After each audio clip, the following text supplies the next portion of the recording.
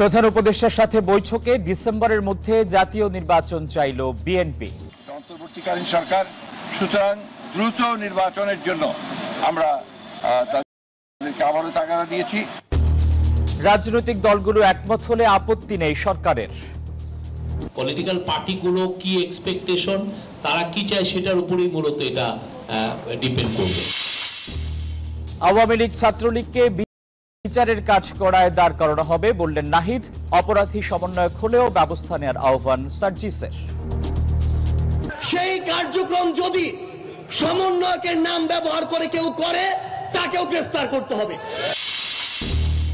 জুলাই অভ্যুত্থানে হতাহতরা পাবেন মাসিক ভাতা। শহীদদের এককালীন দেয়া হবে ৩০ লাখ টাকা। বিচারে তাড়াহুড়ো না করার পক্ষে প্রধান উপদেষ্টা। আমাদের নিয়োগ এই সরকার দিছে, এই সরকারই কেন কেড়ে নিল? নিয়োগ বাতিল হওয়া শিক্ষকদের অবরোধে লাঠিচার্জ, জল কামান, টিয়ার শেল নিক্ষেপে হটিয়ে দিল পুলিশ। জাদুঘরের সামনে অবস্থান। নীতি সুদহার 10% অপরিবর্তিত রেখেই মুদ্রানীতি ঘোষণা। জুন নাগাদ মূল্যস্ফীতি 7 থেকে 8% নামার আশাবাদ গভর্নরের। ট্রাম্পকে শিক্ষা দিতে এবার যুক্তরাষ্ট্রের বিরুদ্ধে চীনের পাল্টা শুল্ক আরোপ। পরাশক্তির লড়াইয়ে নতুন বাণিজ্য যুদ্ধের মুখে পুরো বিশ্ব। এবং বিপিএল শেষ করেই চ্যাম্পিয়ন্স ট্রফির অনুশীলনে টাইগাররা। প্রস্তুতি নিয়ে সন্তুষ্ট নন হেড কোচ ফিল সিমন্স। যোগ দেননি অধিনায়ক শান্ত।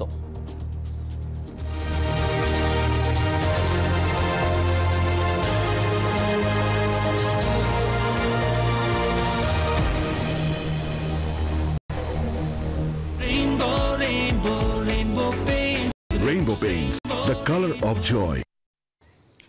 সবাইকে স্বাগত জানাচ্ছি নিউজ 24 সংবাদে। আপনাদের সঙ্গে আছি আমি আসিফ টিপু। দেখছিলেন সংবাদ শিরোনাম। শব্দের আরেক নাম, একদম ইউনিক স্ট্রাকচারাল ডিজাইনের কসমিক ডো। এর ওয়াল থিকনেস ও রিপ থিকনেস বেশি থাকা থেকে 50 বছরেরও বেশি। কসমিক ডো, নিশ্চিন্তে 50 বছর। এবারে বিস্তারিত। চলতি বছরের ডিসেম্বরের মধ্যেই নির্বাচন অনুষ্ঠানের জন্য কাজ করছে অন্তর্বর্তী সরকার। বিএনপিকে এমনটাই আশ্বস্ত করেছেন প্রধান উপদেষ্টা ডক্টর মোহাম্মদ ইউনূস। প্রধান উপদেষ্টার সাথে বৈঠক শেষে বিএনপি মহাসচিব মির্জা ফখরুল ইসলাম আলমগীর একথা জানান। পরে সংবাদ সম্মেলনে প্রধান উপদেষ্টার প্রেস সচিব জানান, সব রাজনৈতিক দল একমত হলে আগামী ডিসেম্বরের মধ্যে জাতীয় নির্বাচন দিতে আপত্তি নেই সরকারের।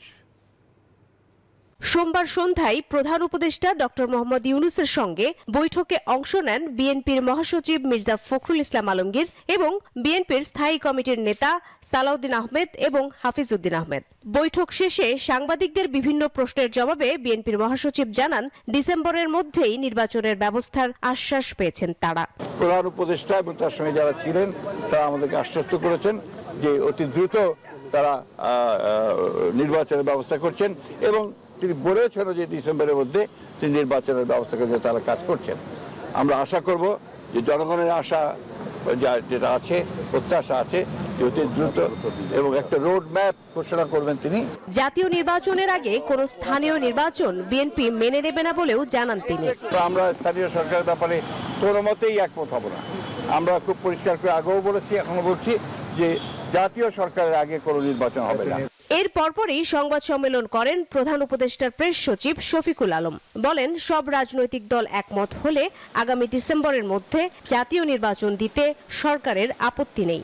সমস্ত পার্টি মিলে বলে যে না আমরা ডিসেম্বরেই চাই, তো সেক্ষেত্রে সেটা উনি তো বলেছেন, ওনার এমন না যে উনি একটা জায়গায় স্টিক করে আছেন যে না আমি জুনেই করব, এরকম তো আর উনি বলেননি। এটা হচ্ছে পলিটিক্যাল পার্টিগুলো কি এক্সপেকটেশন, তারা কি চায় সেটার উপরেই মূলত এটা ডিপেন্ড করবে। বৈঠক নিয়ে শফিকুল আলম বলেন, বিএনপি থেকে মানবাধিকারের বিষয়ে জোর দেওয়ার কথা বলা হয়েছে। ডক্টর ইউনূস বলেছেন, কোন অবস্থাতেই কোন নাগরিকের মানবাধিকার লঙ্ঘন হবে না। তাদের এগেইনস্টে সুস্পষ্ট অভিযোগ আছে। মারুফা রহমান, নিউজ 24, ঢাকা। এই যে আমার ব্যাংক আরএফএল গ্যাস স্টোভ, এর সায়েন্টিফিক নজল আর ব্রাশ বার্নার তাপকে সমানভাবে ছড়িয়ে খরচ বাঁচায় 25%। আরএফএল গ্যাস স্টোভ নিরাপদ ও গ্যাস সাশ্রয়ী। 304 ফুড গ্রেড স্টেইনলেস স্টিলে তৈরি, যা নিশ্চিত করে জংবিহীন সিঙ্কের আজীবন নিশ্চয়তা। আরএফএল কিচেন সিঙ্ক, স্বাস্থ্যকর কিচেনের চিরস্থায়ী সমাধান। বাংলাদেশে আর আওয়ামী লীগ ও ছাত্রলীগ নামে কোনো সংগঠনকে রাজনীতি করতে দেয়া হবে না। এদেরকে আইনের মধ্য দিয়েই বিচারের কাজ করায় দাঁড় করানো হবে বলে জানিয়েছেন তথ্য উপদেষ্টা নাহিদ ইসলাম। অপারেশন ডেভিল হান্টে শুধু আওয়ামী লীগ নয়, অপরাধী সমন্বয়ক হলেও ব্যবস্থা নেওয়ার আহ্বান জানান জাতীয় নাগরিক কমিটির মুখ্য সংগঠক সার্জিস আলম। টিএসসি গ্রাউন্ডে জুলাই বিপ্লবে ঢাকা বিশ্ববিদ্যালয়ের আহত শিক্ষার্থীদের সম্মাননা প্রদান অনুষ্ঠানে এসব কথা বলেন তারা। এ সময় বিশ্ববিদ্যালয় উপাচার্য জানান, দ্রুত ডাকসু নির্বাচন দিতে কাজ করা হচ্ছে। স্বৈরাচার শেখ হাসিনার বিরুদ্ধে ছাত্র জনতার গণ অভ্যুত্থানের মূলে ছিল ঢাকা বিশ্ববিদ্যালয়। আন্দোলনের শুরু থেকেই বিপ্লবী শিক্ষার্থীদের দমাতে নিপীড়ন নির্যাতন চালিয়েছিল পতিত শেখ হাসিনার লাঠিয়াল বাহিনী, নিষিদ্ধ ছাত্রলীগ। এই হেলমেট বাহিনীর হাতে বেশিরভাগ শিকার হয়েছে ঢাবির ছাত্রছাত্রীরা। ছাত্র জনতার গণ অভ্যুত্থানে ঢাকা বিশ্ববিদ্যালয়ের সেই হিরোদের সম্মান জানানোর আয়োজন করে বৈষম্য বিরোধী ছাত্র আন্দোলন। ছাত্রলীগের কাছে কখনোই আত্মসমর্পণ করে নাই। এতে অংশ নিয়ে জুলাই গণ অভ্যুত্থানের অগ্রভাগে থাকা সমন্বয়করা বলেন, বিগত সময়ে নানাভাবে ঢাকা বিশ্ববিদ্যালয়ের ছাত্র রাজনীতি কুক্ষিগত ছিল। সেখান থেকে মুক্তি পেতে দ্রুত ছাত্র সংসদ নির্বাচনের দাবি জানান তারা। বিশ্ববিদ্যালয় ডাকসু কেন্দ্রিক ছাত্র সংসদ নির্বাচন চলবে। এখানে প্রত্যেকটা শিক্ষার্থী নেতা হয়ে উঠুক। এখানে প্রত্যেকটা শিক্ষার্থী কোনো দলের নেতা না হয়ে শিক্ষার্থীদের নেতা হয়ে উঠুক। আমরা আর ফ্যাসিজমকে, আমাদের এই বিভাজনের মধ্য দিয়ে ফ্যাসিজম আমাদের মধ্যে আবার গড়ে উঠুক, সেটা আমরা চাই না। এই সময় জাতীয় নাগরিক কমিটির মুখ্য সংগঠক সার্জিস আলম বলেন, যারাই ডেভিলের ভূমিকায় অভিভূত হবে তাদের বিরুদ্ধে যেন পরিচালিত হয় অপারেশন ডেভিল হান্ট। ডেভিল শুধুমাত্র ছাত্রলীগ, যুবলীগ, আওয়ামী লীগের ব্যানারে ছিল না, এখনো নেই। ওই কার্যক্রম যদি বর্তমানে রাজনীতি করছে এমন কোন রাজনৈতিক দলের কোন কর্মী করে, তাকেও ডেভিল হিসেবে গণ্য করে গ্রেফতার করতে হবে। এ সময় তথ্য উপদেষ্টা নাহিদ ইসলাম বলেন, আইনের ভিত্তিতে আওয়ামী লীগ ও ছাত্রলীগকে কাঠগড়ায় দাঁড় করানো হবে। আওয়ামী লীগ ও ছাত্রলীগের নামে এই দেশে আর কোনো রাজনীতি করতে দেওয়া হবে না। আইনের ভিত্তিতে আমরা আওয়ামী লীগকে দল হিসেবে কাঠগড়ায় দাঁড়া করাবো এবং আমরা বলেছি যে আওয়ামী লীগ এবং ছাত্রলীগ এই মতাদর্শ এবং এই নামে বাংলাদেশের রাজনীতি করতে পারবে না। ঢাকা বিশ্ববিদ্যালয়ের ছাত্র সংসদ নির্বাচনের প্রস্তুতি শেষ পর্যায়ে নিতে বিশ্ববিদ্যালয়ের প্রশাসন প্রতিদিনই কাজ করছে বলে জানান ঢাকা বিশ্ববিদ্যালয়ের উপাচার্য অধ্যাপক ডক্টর নিয়াজ আহমেদ খান। ডাকসুর জন্য আমরা অত্যন্ত আন্তরিকভাবে চেষ্টা করছি। And you see every day activities are being taken place. পরে জুলাই বিপ্লবে ঢাকা বিশ্ববিদ্যালয়ের আহত শিক্ষার্থীদের হাতে সম্মাননা তুলে দেন অতিথিরা। প্রমা চৌধুরী, নিউজ 24, ঢাকা। বিজলি কেবলস যে কোনো স্থাপনার বৈদ্যুতিক সংযোগকে রাখে নিরাপদ। এর স্কিন কোটেড ইনসুলেশন সম্পূর্ণ ফায়ার রিটার্ডেন্ট, তাই বিজলি কেবলস নিজেই নিজেকে নেভায়। বিজলি কেবলস, নিরাপদ আজীবন। জুলাই অভ্যুত্থানে আত্মদানকারীরা ইতিহাসের স্রষ্টা, এমন মন্তব্য করেছেন প্রধান উপদেষ্টা ডক্টর মোহাম্মদ ইউনূস। জানান, আন্দোলনে শহীদদের পরিবার প্রতি মাসে পাবেন 20,000 টাকা করে ভাতা। বিভিন্ন ক্যাটাগরিতে আহতদেরও রাষ্ট্রীয়ভাবে দেয়া হবে অর্থ সহায়তা। সোমবার জুলাই আহত ও শহীদ পরিবারকে আর্থিক সহায়তা দেওয়ার কার্যক্রম শুরু করে এসব তথ্য জানান প্রধান উপদেষ্টা। জুলাই অভ্যুত্থানে শহীদ পরিবার এবং আহতদের আর্থিক সহায়তা দেওয়া শুরু করেছে সরকার। সোমবার প্রধান উপদেষ্টার তেজগাঁও কার্যালয়ে 21 শহীদ পরিবার এবং 7 আহতকে চেক হস্তান্তরের মধ্য দিয়ে এই কার্যক্রম শুরু করেন অধ্যাপক মোহাম্মদ ইউনূস। বৈঠকে জানানো হয়, সরকারের সিদ্ধান্ত অনুযায়ী জুলাই অভ্যুত্থানের প্রতিটি শহীদ পরিবারকে এককালীন 30 লাখ টাকা এবং মাসিক 20,000 টাকা করে ভাতা প্রদান করা হবে। এছাড়া আহতদের 2 ক্যাটাগরিতে ভাগ করে এককালীন নগদ টাকা ও ভাতা প্রদানের সিদ্ধান্ত নিয়েছে সরকার। শহীদ পরিবারের সদস্য এবং আহতরা তাদের পুনর্বাসন, আর্থিক সহায়তা সহ বিভিন্ন বিষয়ে কথা বলতে গিয়ে অভিযোগ করেন, প্রশাসনের মধ্যে এখনো পতিত সরকারের দোসররা আছে। উত্তরে প্রধান উপদেষ্টা জানান, শুধু প্রশাসন নয়, সারা দেশেই তারা আছে। তাদের সৎ পথে ফেরাতে সবার প্রতি আহ্বান জানান ডক্টর ইউনূস। তোমরা বলার সময় বলেছো যে আমাদের এখানে স্বৈরাচারী সরকারের লোক বসে আছে, আমাকে এই করছে। তারা চলে যায় নাই। তোমরা বলছো যে তারা সরকারে আছে, আমি তোমার গ্রামেও আছে। শুধু সরকারকে দেখি আমি চলে গেলাম, ওই সরকারে আছে, তারা কিছু করতে পারতেছে না। তোমার গ্রামে আছে, তুমি কিছু করতে পারছো? কাজেই সেই তেজ আসতে হবে না, এদেরকে জায়গা দেবো না আমরা কোথাও। সে তার সমস্ত স্বভাব পরিবর্তন করে আমাদের সবার সঙ্গে মিশে যাবে, এটা হবে। কিন্তু তার স্বভাবে সে চলতে থাকবে আমার সামনে দিয়ে, আর আমি বলবো আমি নতুন বাংলাদেশ করে ফেলেছি। হলো না। প্রধান উপদেষ্টা আশ্বস্ত করেন, জুলাই হত্যাকাণ্ডে যারা জড়িত তাদের সবার বিচার হবে। যদি তারা সে আমারে পিটবে, আমি পিটবো, এটা এই পিটাপিটির শেষ কোনোদিন হবে না। তোমরা বিচারের কথা বলেছো অনেক সময়, এবং তোমরা তাৎক্ষণিক বিচার চেয়েছো। এখানে অনেকে তাৎক্ষণিক এক্ষুনি বিচার চাই। বিচারের মুশকিল হলো যে তাৎক্ষণিক হয় না এই জিনিস, কারণ তাৎক্ষণিক হতে হলে অবিচার হয়ে যায়। বিচারের কাজ চলতে থাকুক, যারা অপরাধী, যাকে সাক্ষ্য প্রমাণ আছে তারা পুলিশের হাতে সুপর্দ করে দাও, বিচারের হাতে তুলে দাও। অবিচার যেন না হয়। আমরা অবিচারের বিরুদ্ধে দাঁড়িয়েছিলাম বলেই আজকে এই সংগ্রাম হয়েছে, এই আত্মত্যাগ হয়েছে। তুমি এই দেশের সন্তান, আমি এই দেশের সন্তান। তুমি আমার বহু কষ্ট দিছো, আমি তোমার কষ্ট দেবো না। এই দেশ আমার একার না, তোমারও এই দেশ। তোমাকে আমরা দেশ থেকে বাইর করার কথা বলতেছি না। এখন থেকে জুলাই আন্দোলনের শহীদরা জুলাই শহীদ এবং আহতরা জুলাই যোদ্ধা নামে অভিহিত হবেন।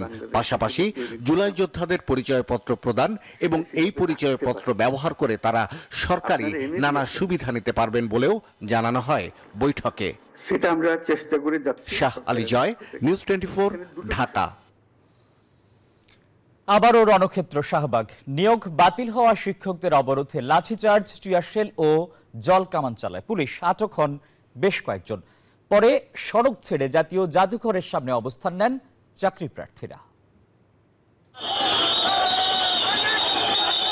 টিয়ারশেল, জলকামান, লাঠিচার্জ। শাহবাগে পুলিশের এমন মারমুখী অবস্থানে দিক বেদিক ছুটেন নিয়োগের দাবিতে আসা সরকারি প্রাথমিকের শিক্ষক প্রার্থীরা। এতে আহত হয় নারীসহ বেশ কয়েকজন। তবে এতেও থামানো যায়নি আন্দোলন। আহত ও ভেজা অবস্থায় এভাবে রাস্তায় শুয়ে স্লোগান দিতে থাকেন তারা।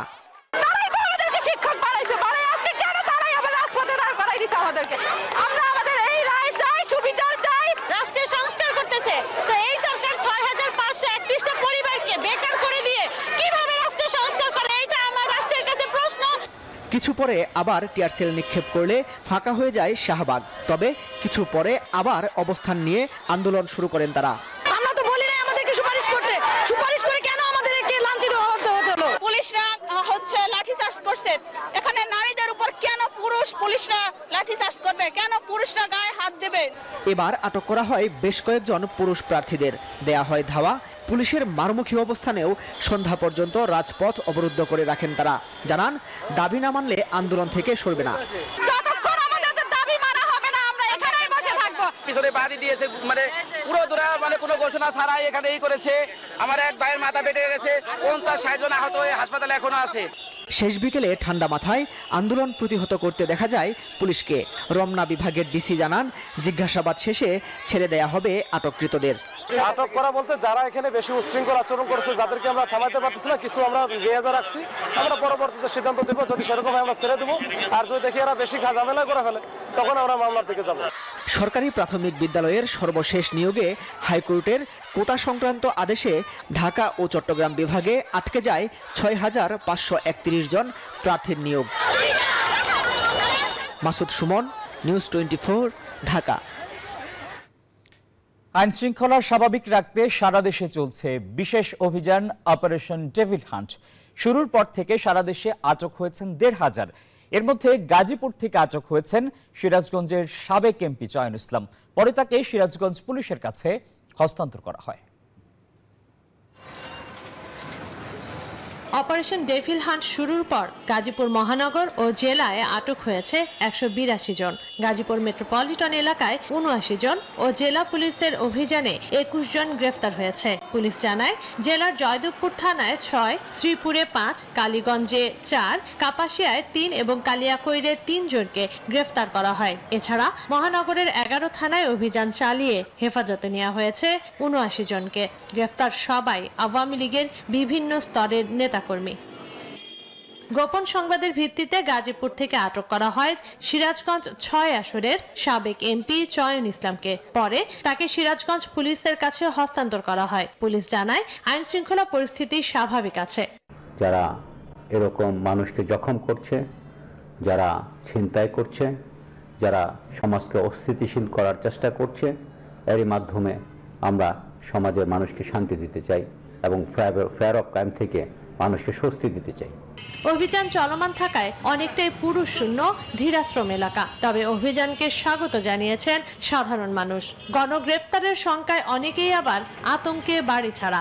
আমরা গরিব মানুষ, ব্যবসা বাণিজ্য চলি খাই, সন্ত্রাসীদের কারণে বাড়িতে পারি না, লুটপাটে এসে আহাজারি করে, কিন্তু এই নিরাপত্তা ডেভিডার আমাদের সবচেয়ে ভালো। শয়তান অবশ্যই ধরতে হবে, যারা শয়তানি করছে এই পর্যন্ত, যারা শয়তান আছে ভবিষ্যতে, যারা চিন্তা ভাবনা আছে শয়তানি করবো, সব শয়তান ধরতে হবে। ধীরাশ্রমে অভিযানের পর থেকে লোকজনের যাতায়াত আনাগোনা কমে গেছে। এদিকে রাজশাহীতে এক অনুষ্ঠানে স্বরাষ্ট্র উপদেষ্টা জানান, যতদিন ডেভিল দূর না হবে ততদিন চলবে ডেভিল হান্ট। ডেভিল হান্ট যে অপারেশনটা আপনারা বললেন, এই অপারেশনটা চলবে অতদিন পর্যন্ত যতদিন পর্যন্ত ডেভিল এখান থেকে মুক্ত না হবে। রাজশাহীতে অপারেশন ডেভিল হান্টের অভিযানে আওয়ামী লীগের 4 জন নেতাকর্মীকে গ্রেপ্তার করেছে যৌথ বাহিনী। সোমবার রাত থেকে দুপুর 12টা পর্যন্ত নগরীর বিভিন্ন এলাকা থেকে তাদের গ্রেপ্তার করা হয়। পুলিশ জানায় তাদের নামে বিস্ফোরক দ্রব্য আইনে মামলা রয়েছে। Desk report, news 24। ধানমন্ডি 32 নম্বর বাড়ির বেসমেন্ট থেকে আলামত সংগ্রহ করেছে সিআইডির ক্রাইম সিন ইউনিট। সোমবার সকাল 7টায় ঘটনাস্থল থেকে এসব আলামত সংগ্রহ করে 10 সদস্যের বিশেষজ্ঞ দল।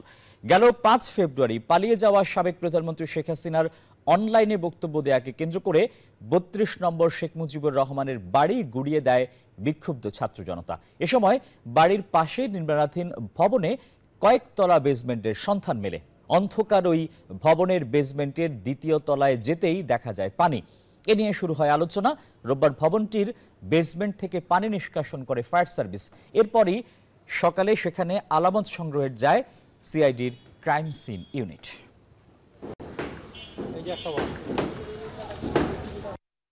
টর্চারিং হয়েছে কিনা, টর্চারিং সেল হিসেবে ব্যবহৃত হয়েছে কিনা, এই কার্যক্রমের ব্যাপারে আমরা যেটুকু আমাদের কার্যক্রম চালাচ্ছি। এনআইডি সেবা গ্রহণকারী 5টি প্রতিষ্ঠান তৃতীয় পক্ষের কাছে তথ্য পাচার করেছে বলে জানিয়েছেন ইসি সচিব মোহাম্মদ আখতার আহমেদ। জানান, প্রাথমিক তদন্তে প্রমাণ পাওয়ায় এই প্রতিষ্ঠানগুলোকে শোকজ করা হয়েছে। সোমবার সকালে আগারগাঁওয়ে নির্বাচন কমিশন সচিবালয়ে এনআইডি যাচাই সেবা প্রদানকারী প্রতিষ্ঠানগুলোর সঙ্গে মতবিনিময় সভা শেষে এসব কথা জানান তিনি।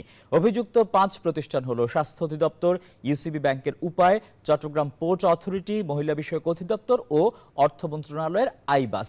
ইসি সচিব বলেন, অসতর্কতায় নাকি ইচ্ছাকৃতভাবে এটা হয়েছে তা খতিয়ে দেখা হচ্ছে।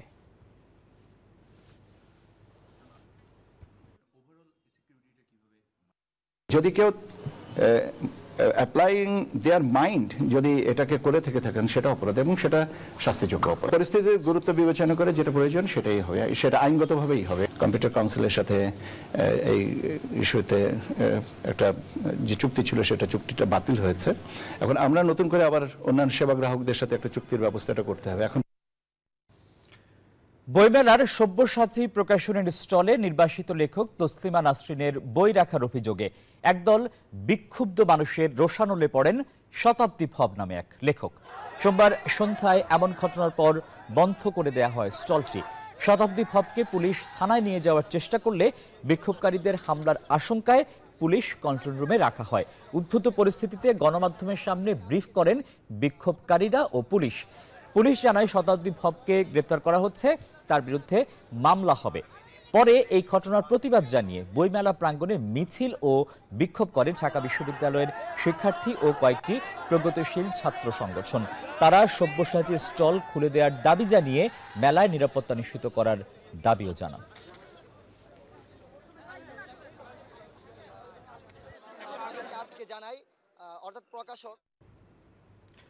নিউজ 24 সংবাদে সময় হলো একটা বিরতির। আরো খবর নিয়ে ফিরছি, সঙ্গেই থাকুন।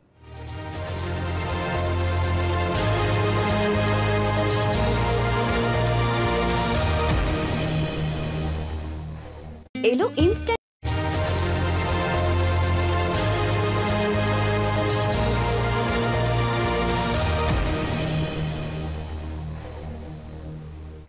নিউজ 24 সংবাদে স্বাগত জানাচ্ছি আরো একবার।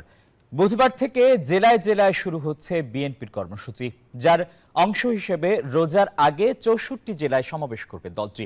দ্রব্যমূল্য সহনীয় রাখা, আইন শৃঙ্খলা পরিস্থিতির উন্নতির দাবির পাশাপাশি পুরো জাতিকে নির্বাচনের পক্ষে ঐক্যবদ্ধ করতে চায় বিএনপি। নেতারা বলছেন, ভোট নিয়ে যে কোনো ষড়যন্ত্র মোকাবেলায় দলের নেতাকর্মী ও সাধারণ মানুষকে সোচ্চার করতেই এমন কর্মসূচি। বাকিটা জানাচ্ছেন সাইফুল ইসলাম। নানা কারণে যখন উত্তপ্ত দেশের রাজনৈতিক অঙ্গন, তখন অনেকটা হঠাৎ করেই জেলায় জেলায় সমাবেশ করার ঘোষণা দিল বিএনপি। দলটির দাবি, নিত্যপণ্যের দাম সহনীয় রাখা, আইনশৃঙ্খলা পরিস্থিতির উন্নতি আর দ্রুত নির্বাচনী রোডম্যাপ ঘোষণার দাবিতে এই কর্মসূচি। কিন্তু প্রশ্ন হচ্ছে, দেশ জুড়ে নানা অনাকাঙ্ক্ষিত ঘটনার মধ্যেই কেন এত বড় কর্মসূচি ঘোষণা করলো দলটি? এর মধ্য দিয়ে কি দ্রুত ভোটের দাবিকে আরো জোরালো করতে চায় বিএনপি, নাকি রাজপথে জানান দিতে চায় নিজেদের সাংগঠনিক অবস্থান? আমরা এই সরকারের পতনের কোনো কথা তো বলছি না, আমরা এই সরকারকেই কাছেই বলছি যে আপনারা যেহেতু ফ্যাসিবাদ বিরোধী আন্দোলন সংগ্রামের মধ্য দিয়ে আমরা সবাই সম্পৃক্ত ছিলাম, আপনারা এসছেন, আপনারা একটি ভালো নির্বাচনের ব্যবস্থা করেন। দলকে সুসংগঠিত করা, দলকে শক্তিশালী করা এবং আগামী দিন নির্বাচনের জন্য প্রস্তুতি নেওয়া, সেটা এই 100 দিনের কর্মসূচির মধ্যে একটা অংশ বলে আমি মনে করি। অবশ্য জনসংশ্লিষ্ট ইস্যুতে আগেও নানা ধরনের কর্মসূচি পালন করেছে দলটি। নানা প্রতিকূলতার মধ্যেই লং মার্চ, রোড মার্চ আর বিভাগীয় গণসমাবেশের মতো কঠিন কর্মসূচি সফল করেছে মাঠের নেতাকর্মীরা। এবার পরিবেশ অনেকটাই অনুকূলে, তাই চাঙ্গা সব পর্যায়ের নেতাকর্মী সমর্থকরা। দেশের মানুষ আগামী দিনে একটা অবাধ ও সুষ্ঠু নির্বাচন দেখতে চায় এবং তাদের আশা আকাঙ্ক্ষা যেন প্রতিপালন করে, এই জন্য মূলত আমাদের বিভিন্ন জেলা পর্যায়ের এই সমাবেশগুলো হবে। নির্বাচনকে প্রভাবান্বিত যাতে কেউ না করতে পারে, আমরা সবাই যেন ঐক্যবদ্ধ থেকে নির্বাচনকে সুফল জায়গায় নিয়ে যেতে পারি। দলের সিনিয়র নেতারা বলছেন, রাজনৈতিক সংকট উত্তরণে দ্রুত নির্বাচনের কোনো বিকল্প নেই, আর সেই দাবির সঙ্গে জনগণকে সম্পৃক্ত করতেই 64 জেলায় সমাবেশ করবে বিএনপি। জনগণকে সংগঠিত করে আগামী দিনের সকল সংকট এবং অনিশ্চয়তা দূর করে একটি নির্বাচিত সরকারের দিকে এগিয়ে যাওয়া, আর সেজন্যই বিএনপি এই কর্মসূচি ঘোষণা করেছে। আমি মনে করি যে এই কর্মসূচি সময় উপযোগী এবং এই কর্মসূচির মধ্য দিয়ে আমরা পুরো জাতিকে ঐক্যবদ্ধ করতে পারবো আমাদের প্রিয় নেতা তারেক রহমানের নেতৃত্বে। জানান, রোজার আগেই জেলা পর্যায়ের কর্মসূচি শেষ করা হবে, এরপর সমাবেশ হবে মহানগর ও বিভাগীয় পর্যায়ে। সাইফুল ইসলাম, নিউজ 24, ঢাকা।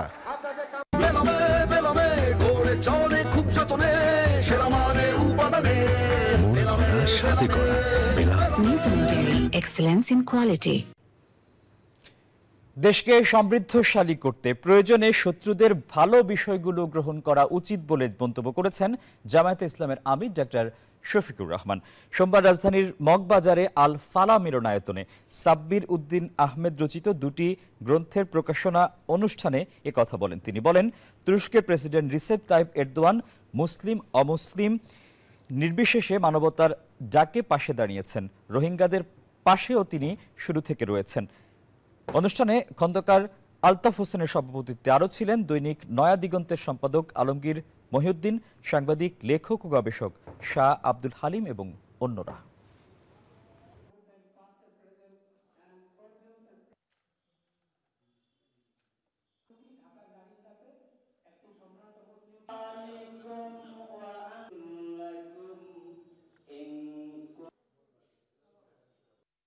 গাড়িটা আমার প্রেজেন্ট, আমার ফিউচার, আমার হ্যাপি লাইফ। আইডিএলসি আমার ফাইন্যান্সিয়াল পার্টনার বলেই কার লোন আমার কাছে লাইফ ইনভেস্টমেন্ট। গত 4টি অর্থ বছরে পিরোজপুর স্থানীয় সরকার মন্ত্রণালয়ের অধীনে 17টি প্রকল্পের 1600 কোটি 48 লাখ টাকা দুর্নীতির অভিযোগে 11 জন সংশ্লিষ্ট কর্মকর্তার বিরুদ্ধে বিভাগীয় ব্যবস্থা নেওয়া হয়েছে বলে জানিয়েছেন এলজিআরডি উপদেষ্টা আসিফ মাহমুদ সজীব ভূঁইয়া। সোমবার দুপুরে রাজধানীর দক্ষিণ সিটি কর্পোরেশন নগর ভবনে কথা বলেন তিনি। যারা পিআরএল ভোগ্যতা অবস্থায় আছে তাদের ব্যাপারে ব্যবস্থা নেওয়ার জন্য আমরা অর্থ বিভাগ এবং সিএজি কে অবগত করেছি। আর আমাদের মন্ত্রণালয়ে এখনো যারা আছে তাদেরকে সাময়িক বরখাস্ত পূর্বক ডিপার্টমেন্টাল যে মামলা রুজু।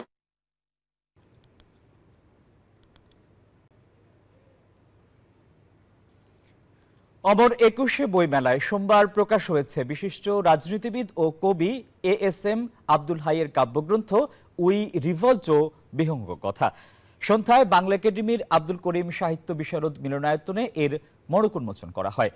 আন্তর্জাতিক পর্যায়ে হাইয়ের উই রিভল্ট বইটি পাঠকদের আকৃষ্ট করবে বলে জানান জাতীয় শিক্ষাক্রম ও পাঠ্যপুস্তক বোর্ডের চেয়ারম্যান। গত ১৭ বছর মানুষকে স্বাধীনতার ঘোষক জিয়াউর রহমানের সত্য ইতিহাস জানতে দেয়া হয়নি। এ জাতির জন্মের ইতিহাসের সাথে জিয়ার নাম জড়িত বলে জানান বাংলাদেশ ফেডারেল সাংবাদিক ইউনিয়নের মহাসচিব কাদের গনি চৌধুরী। জুলাইয়ে এদেশের শিশুদের যেভাবে হত্যা করা হয়েছে তার যেন আর পুনরাবৃত্তি না হয় সে প্রত্যাশা করেন তিনি। জুলাইয়ে যেভাবে এই দেশের শিশুদেরকে নির্মমভাবে হত্যা করা হয়েছিল সেইভাবে হত্যার মৎস্য আমরা দেখতে চাই না। আমরা দম দেখতে চাই না, খুন দেখতে চাই না, আয়নাগরের আর পুনরাবৃত্তি আমরা দেখতে চাই না। আমরা আর মিথ্যার ইতিহাস শুনতে চাই না। ওই খুনিরা যেন আর বাংলার মাটিতে ফিরে আসতে না পারে সেই অঙ্গীকার যদি আমরা নিই, আমাদের বিপদকে যদি আমরা জাগ্রত করি, তাহলে হালিমবাড়ি লেখনী সার্থক হবে। রংপুরের পীরগঞ্জে মা মেয়েকে নৃশংসভাবে হত্যার ঘটনায় ক্ষুব্ধ এলাকাবাসী। এরই মধ্যে অভিযুক্ত আতিকুরকে গ্রেপ্তার করেছে পুলিশ। এরপরই প্রাথমিক জিজ্ঞাসাবাদে বেরিয়ে আসে লোমহর্ষক তথ্য। এ ঘটনায় আতিকুরের দৃষ্টান্তমূলক শাস্তি চান স্থানীয়রা। রেজাউল করিম মানিকের তথ্য এবং ছবিতে ডেস্ক রিপোর্ট। গত ৭ ফেব্রুয়ারি দুপুরে পীরগঞ্জ উপজেলার চতরা ইউনিয়নের বড় বদনাপাড়া গ্রামে একটি মরিচ ক্ষেত থেকে মাথাবিহীন এক নারীর মরদেহ উদ্ধার করে পুলিশ। এ নিয়ে শুরু হয় তদন্ত। তদন্তের পর এই ঘটনায় শনিবার একই এলাকার আতিকুর রহমান নামে এক ব্যক্তিকে গ্রেপ্তার করে পুলিশ। প্রাথমিক জিজ্ঞাসাবাদে বেরিয়ে আসে লোমহর্ষক তথ্য। পুলিশ জানায় কয়েক মাস আগে যাত্রা দলের নাট্যকর্মী দেলোয়ারাকে স্ত্রী পরিচয়ে বাড়িতে আনেন আতিকুর।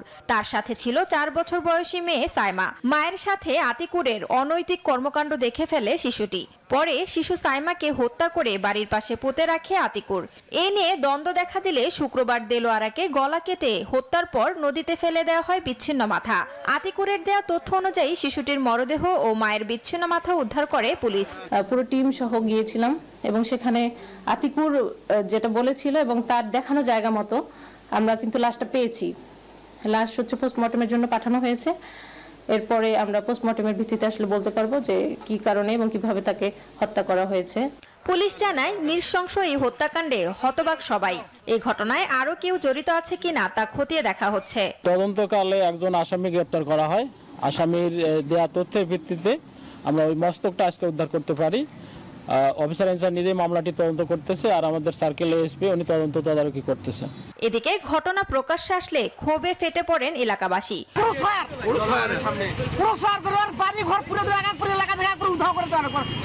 সন্ত্রাসী, নির্যাতনকারী, নিপীড়নকারী কোনো ব্যক্তির সমাজে স্থান নাই। এর দৃষ্টান্তমূলক শাস্তি চাই, কি দেওয়াটা উচিত আর ফাঁসি দেওয়া উচিত। রোববার বিকেলে আতিকুরের বাড়ি পুড়িয়ে দেয় তারা। যাত্রাপালার ওই নারীর নাম ঝিনুকমালা, তবে প্রকৃত নাম দেলোয়ারা। বিভিন্ন জায়গায় যাত্রাপালায় অভিনয়ের সুবাদে পরিচয় হয় আতিকুরের সাথে। Desk report, news 24। সামাজিক যোগাযোগ মাধ্যমে অনুসন্ধান সংক্রান্ত তথ্যাদি প্রকাশের কারণে পরিচালক কাজী সায়েমুজ্জামানকে অনুসন্ধান ও মামলার তদন্তকারী কর্মকর্তার দায়িত্ব থেকে প্রত্যাহার করেছে দুর্নীতি দমন কমিশন। তিনি অনুসন্ধানাধীন বিষয় সামাজিক যোগাযোগ মাধ্যমে প্রকাশ করায় তাকে ওই দায়িত্ব থেকে প্রত্যাহার করার পাশাপাশি কারণ দর্শানোর চিঠি দিয়েছে দুদক।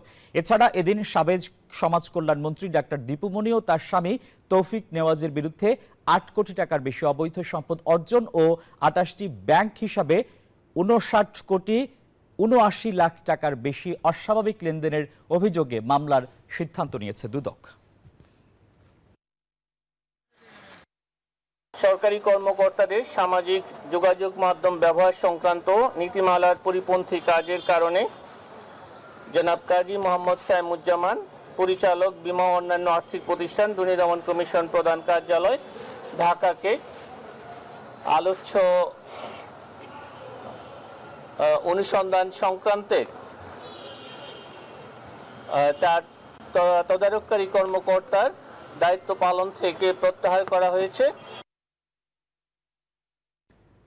আন্দোলনের মুখে সদ্য ঘোষিত সিরাজগঞ্জ জেলা কমিটি স্থগিত করেছে বৈষম্যবিরোধী ছাত্র আন্দোলন কেন্দ্রীয় কমিটি। সোমবার রাত ৮টার পর কেন্দ্রীয় কমিটির আহ্বায়ক হাসনাত আব্দুল্লাহ ও সদস্য সচিব আরিফ সোহেল স্বাক্ষরিত একটি পত্রে কমিটি স্থগিত করা হয় বলে জানান সিরাজগঞ্জের অন্যতম সমন্বয়ক মোন্তাসির মেহেদী হাসান।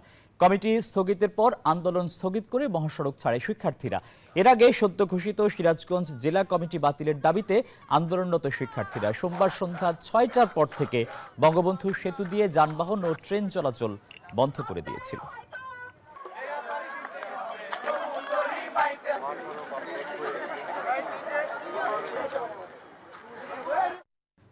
জাগো বাহে তিস্তা বাঁচাই স্লোগানে তিস্তা মহাপরিকল্পনা বাস্তবায়নের দাবিতে লালমনিরহাটে পদযাত্রা করেছে তিস্তা পাড়ের অন্তত ১০,০০০ মানুষ। সোমবার দুপুরে এই পদযাত্রার নেতৃত্ব দেন তিস্তা নদী রক্ষা আন্দোলনের প্রধান সমন্বয়ক ও বিএনপির রংপুর বিভাগীয় সাংগঠনিক সম্পাদক সাবেক উপমন্ত্রী আসাদুল হাবিব দুলু। ব্যানার ফেস্টুন নিয়ে সুসজ্জিত পদযাত্রাটি লালমনিরহাট রেলওয়ে সোহরাওয়ার্দী উদ্যান থেকে রওনা হয়ে শহরের প্রাণকেন্দ্র মিশন মোড় গোল চক্করে গিয়ে শেষ হয়। পদযাত্রা শেষে ১৭ ও ১৮ ফেব্রুয়ারি ২ দিন তিস্তা নদীর তীরবর্তী অঞ্চলে লাগাতার কর্মসূচি ঘোষণা করা হয়েছে।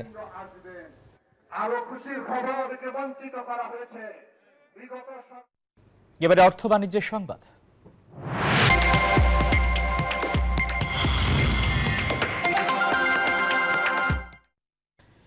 নীতি সুধার বেসরকারি খাতে ঋণ প্রবৃদ্ধির লক্ষ্যমাত্রা অপরিবর্তিত রেখেই নতুন মুদ্রানীতি ঘোষণা করল বাংলাদেশ ব্যাংক।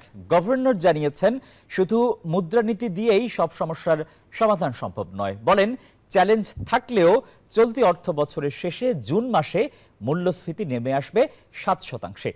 তবে রাজনৈতিক অস্থিরতার কারণে এবছর বিনিয়োগ বৃদ্ধির সম্ভাবনা দেখছেন না তিনি। আর পাচারের টাকা ফেরাতে আন্তর্জাতিক সব আইন মেনেই কাজ করার কথা জানিয়েছেন আর্থিক খাতের নিয়ন্ত্রক। মূল্যস্ফীতির চাপ, ডলারের বাজারে অস্থিরতা আর বেসরকারি খাতে কমেছে ঋণ প্রবৃদ্ধি। অর্থনীতির এমন চাপের মধ্যেই ২০২৪-২৫ অর্থবছরের শেষ মুদ্রানীতি ঘোষণা করল বাংলাদেশ ব্যাংক। যদিও গভর্নর ডক্টর আহসান এইচ মনসুরের ঘোষিত প্রথমে মুদ্রানীতিতে নেই কোনো চমক। উচ্চ মূল্যস্ফীতির চাপ কমাতে গেল কয়েক মাসে নীতি সুধার ৩ বারে ১৫০ বেসিস পয়েন্ট বাড়িয়ে নেওয়া হয় ১০%। অর্থবছরের শেষ মুদ্রানীতিতেও যা বহাল রেখেছে বাংলাদেশ ব্যাংক, যার ফলে জুন মাস শেষে মূল্যস্ফীতি কমে আসতে পারে ৭%। প্রত্যাশা কেন্দ্রীয় ব্যাংকের। ওভারঅল ইনফ্লেশন গত ২ মাসে প্রায় ১.৫%-এর মতো কমেছে। On the other side, demand সাইডকে অ্যারেস্ট করার জন্য পলিসি রেট যে 10% আমরা করেছি, এটা অলরেডি পজিটিভ টেরিটরিতে আছে এবং আমরা যদি ঠিকমতো আমাদের বোরো হারভেস্টটা তুলতে পারি, আমাদের ধারণা বাই জুন আমাদের ইনফ্লেশন পয়েন্ট টু পয়েন্ট হারে ৭-৮%-এর কাছাকাছি নামিয়ে আনতে সক্ষম হব। শিল্প খাতে অস্থিরতা আর উচ্চ সুদহারের কারণে বেসরকারি খাতে ডিসেম্বর শেষে ঋণের প্রবৃদ্ধি নেমে আসে ৭.৩%। যদিও এবারের মুদ্রানীতিতেও এই খাতের ঋণ প্রবৃদ্ধি ধরা হয়েছে ৯.৮০%। গভর্নর জানালেন, রাজনৈতিক অস্থিরতায় কোনো সুখবর নেই বিনিয়োগের জন্য। রাজনৈতিক পরিস্থিতি যেটা নিয়ে আমরা ইন্ডিকেশন করেছি যে সেটা কিন্তু এখনো আনসার্টেন আছে, পলিটিক্যাল ইনস্টেবিলিটি আছে, এটা আমরা বলেছি এবং সেটা ইনভেস্টমেন্টকে অবশ্যই একটা নেগেটিভলি ইনফ্লুয়েন্স করে, এটা নিয়ে কোনো দ্বিমতের কিছু নাই। এদিকে দুর্বল ব্যাংকগুলোকে প্রয়োজনে আরো তারল্য সহায়তা দেওয়ার কথা জানান গভর্নর। আর ব্যাংক খাতের সংস্কারে আরো ১ বছর সময় চাইলেন তিনি। ওয়ালিদ সাকিব, নিউজ 24, ঢাকা। ১ মাস ৯ দিন বন্ধ থাকার পর নিম্ন আয়ের মানুষের জন্য আবারও ট্রাকে করে ভর্তুকি মূল্যে পণ্য বিক্রি কার্যক্রম শুরু করেছে সরকারি সংস্থা টিসিবি। ঢাকা শহরের ৫০টি স্থানে ট্রাক থেকে পণ্য বিক্রি করছে সংস্থাটি। এ দফায় টিসিবির ট্রাক থেকে একজন ভোক্তা সর্বোচ্চ ২ লিটার ভোজ্য তেল, ২ কেজি মসুর ডাল, ১ কেজি চিনি, ২ কেজি ছোলা ও ৫০০ গ্রাম খেজুর কিনতে পারবেন। এর মধ্যে প্রতি লিটার ভোজ্য তেলের দাম ১০০ টাকা। এছাড়া প্রতি কেজি মসুর ডাল ৬০ টাকা, চিনি ৭০ টাকা, ছোলা ৬০ টাকা ও আধা কেজি খেজুর ১৫৫ টাকায় বিক্রি করছে সংস্থাটি। মূলত আসন্ন রমজান মাস উপলক্ষে ছোলা ও খেজুর বিক্রি করা হচ্ছে। ক্রেতারা বলছেন, যে ৫টি পণ্য দেয়া হচ্ছে সবগুলো জরুরি, বাইরে থেকে কিনতে গেলে অন্তত ৩৫০ থেকে ৪০০ টাকা বেশি লাগবে, তাই টিসিবির ট্রাক থেকেই কিনছেন তারা। আমরা এমন কোন মানুষ আছে যে লাইন দাঁড়াইতে পারি না, কোথাও যাইতেও পারি না। দূরে দূরে এসে আমরা লাইনে দ্বারা হয়তো এগুলো নিয়ে যাই। বেশি দাম দিয়ে কিনে খাওয়া লাগে, একটু কম দামে পাই আমরা। আমরা নির্ময়ের মানুষ, এজন্য আমাদের অনেক সুবিধা হচ্ছে। আমরা পাইছি 250 জনার, কিন্তু এখানে দেখবেন সিরিয়াল দাঁড়াই গেছে 500 লোক, 200-250 জন দিতে পারছে, আর 250 জন কিন্তু ঠিকই না নিয়ে চলে গেছে। নিউজ 24 সংবাদে সময় হলো আরো একটা বিরতির, আমাদের সঙ্গেই থাকুন।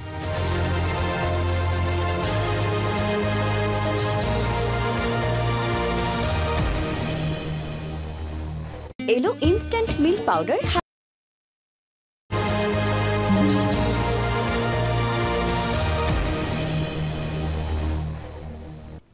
নিউজ 24 সংবাদে স্বাগত জানাচ্ছি আরও একবার। প্রাথমিক ও উপ আনুষ্ঠানিক শিক্ষার মানোন্নয়নের উদ্দেশ্যে গঠিত কনসালটেশন কমিটি 8টি বিষয়ে শতাধিক প্রধান ও আনুষঙ্গিক সুপারিশ প্রধান উপদেষ্টার কাছে দাখিল করেছে। সুপারিশে প্রাধান্য দেওয়া হয়েছে শিক্ষণ মানের স্থবিরতা দূরীকরণ এবং শিশুর শিক্ষণ কল্যাণ ও নিরাপত্তাকে সব কর্মকাণ্ডের কেন্দ্রে স্থাপন করা। সোমবার বিকেলে কমিটির প্রতিবেদন প্রধান উপদেষ্টাকে দাখিলের পর রাজধানীর ফরেন সার্ভিস একাডেমিতে সংবাদ সম্মেলনে একথা জানান কমিটির আহ্বায়ক ডক্টর মঞ্জুর আহমদ। তিনি বলেন, সুপারিশগুলোকে আশু, মধ্য ও দীর্ঘমেয়াদে ভাগ করা হয়েছে।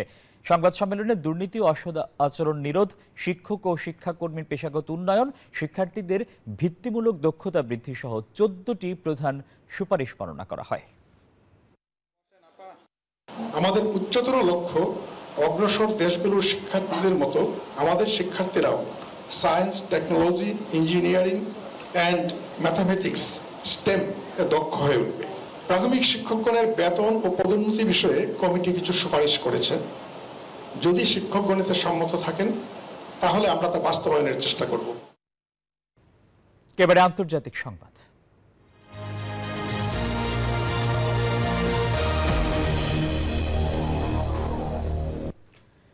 ট্রাম্পের শুল্ক আরোপের জবাবে পাল্টা যুক্তরাষ্ট্রের উপর আমদানি শুল্ক আরোপ করল চীন। এতে বিশ্বের দুই বৃহত্তম অর্থনীতির মধ্যে বাণিজ্য যুদ্ধকে আরও তীব্র করে তুলবে বলে আশঙ্কা বিশ্লেষকদের।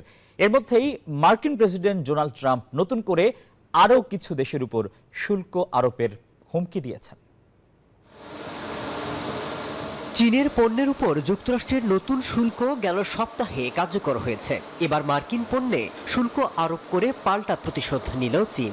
10 ফেব্রুয়ারি থেকে চীন যুক্তরাষ্ট্র থেকে আমদানি করা কয়লা, গ্যাসের উপর 15% শুল্ক আরোপ কার্যকর করেছে। মার্কিন অপরিশোধিত তেল, কৃষি যন্ত্রপাতি এবং গাড়ির উপর 10% শুল্ক আরোপ কার্যকর হয়েছে। এদিকে 2025 সালের প্রথম মাসে চীনের ভোগ্যপণ্যের দাম বেড়েছে। এতে হিমশিম খাচ্ছে ক্রেতারা। তবে খুব দ্রুত সংকট কেটে উঠবে বলে মনে করছেন চীনের খুচরা ব্যবসায়ীরা। আমাদের অর্ডার রয়েছে, যদি ইউএস চীন সম্পর্কে খারাপ হয় এতে কোনো সমস্যা নেই। এছাড়াও যুক্তরাষ্ট্রের বদলে আমরা বিকল্প দেশ খুঁজে নিতে পারি। মার্কিন বাজারেও এর প্রভাব দৃশ্যমান হতে শুরু করেছে। বিভিন্ন গণমাধ্যমের তথ্য বলছে, এরই মধ্যে ট্রাম্পের সাথে দিন দরবার শুরু করেছে মার্কিন ব্যবসায়ীরা, যাতে তিনি তার সিদ্ধান্ত থেকে সরে আসেন। বিশ্লেষকদের মতে ট্রাম্পের একরোখা মনোভাব ভোগাবে উভয় দেশকে। অবাক বিষয় হচ্ছে ট্রাম্প এই ব্যাপারে কোনো কথা বলছেন না। তবে শীতল বাণিজ্য যুদ্ধ শুরু হয়ে গেছে, এর প্রভাব দৃশ্যমান। বিশ্লেষকরা এও মনে করছেন, চীন যুক্তরাষ্ট্র নয়, ট্রাম্প অন্য দেশের উপরও হুমকি দিয়েছে, যা বিশ্ব বাণিজ্যে নেতিবাচক প্রভাব ফেলবে। Masud Rana, news 24। News 24 sports. Champions ট্রফির প্রস্তুতি নিয়ে সন্তুষ্ট নন জাতীয় দলের হেড কোচ ফিল সিমন্স। তারপরও দল নিয়ে বেশ আশাবাদী এই ক্যারিবীয়। সংবাদ সম্মেলনে জানান, নিজেদের দিনে যে কোনো দলকে হারানোর সামর্থ্য রাখে বাংলাদেশ। এছাড়া দলে না থাকা লিটন দাসকে মিস করবেন সিমন্স। চ্যাম্পিয়ন্স ট্রফির প্রস্তুতি শুরুর তৃতীয় দিনেও অনুশীলনে যোগ দেননি অধিনায়ক নাজমুল শান্ত ও তাওহিদ হৃদয়। তাসকিন, নাহিদ রানা, জাকের আলীদের দম ফেলার ফুসরত নেই মোটেও।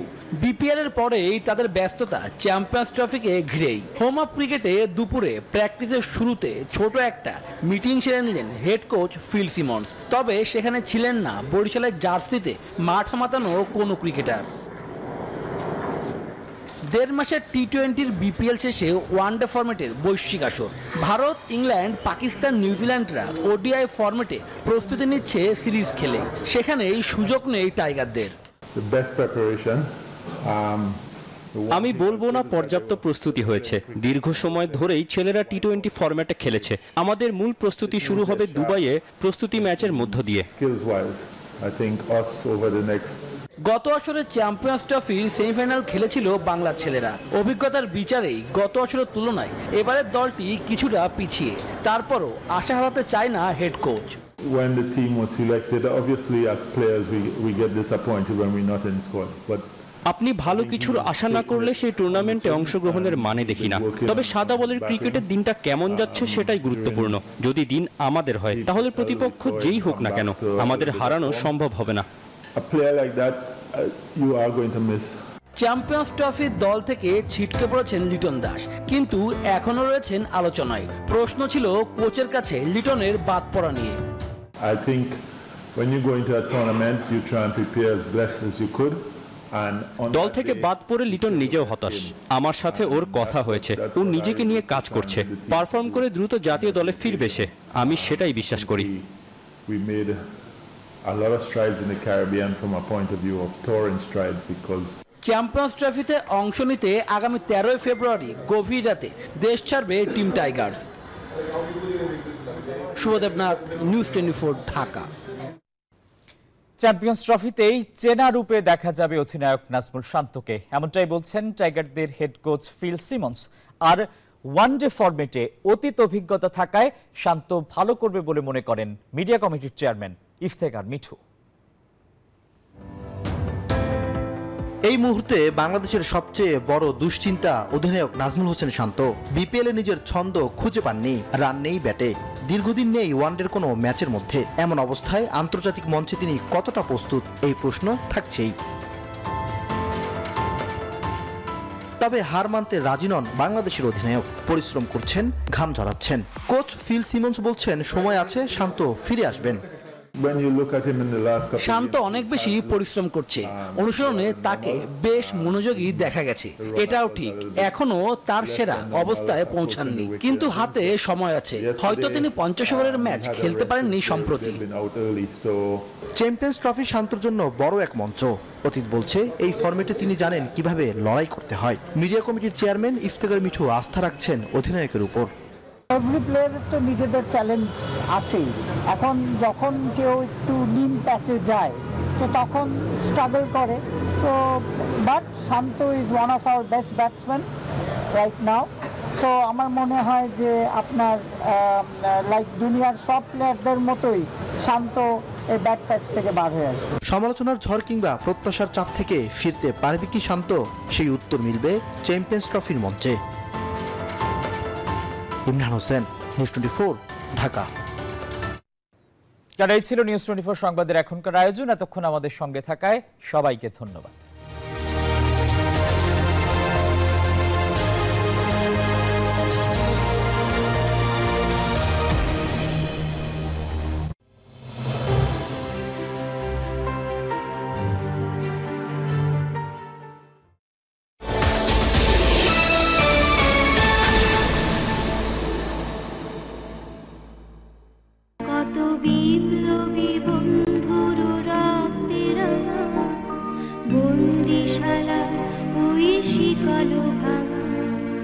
তারা কি